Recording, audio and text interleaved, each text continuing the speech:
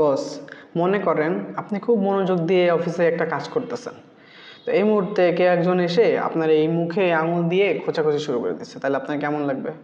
নিশ্চয়ই ভালো লাগবে না, খুব বিরক্ত হবেন, মেজাজ খারাপ হয়ে যাবে।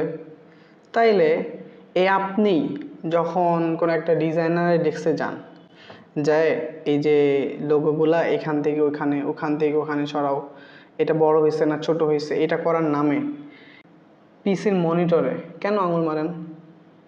আপনার নিজের যদি আঙুল দিলে ভালো না লাগে, তাহলে কেন এই মনিটরে আঙুল দেন? মনিটর বলে কি ওরা মানুষ না? আপনি খেয়াল করে দেখছেন মনিটরটা অফ করলে স্ক্রিনে কতগুলো নষ্ট হাতের ছাপ দেখা যায়? ছি ভাই, আপনারা এত অমানবিক কেন? কেন ভাই? আজকে এই মুহূর্ত থেকে আর কখনো মনিটরে আঙুল লাগাবেন না, বলে দিলাম। ওদের অনেক কষ্ট হয়, ওরা জাস্ট কথা বলতে পারে না বলে চিল্লায় বলতে পারে না, ভাই আমার মুখে আঙুল লাগাইস না। প্লিজ ভাই, এই কাজটা করেন না।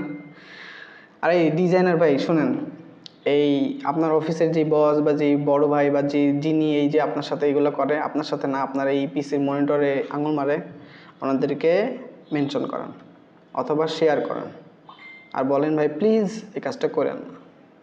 Thank you.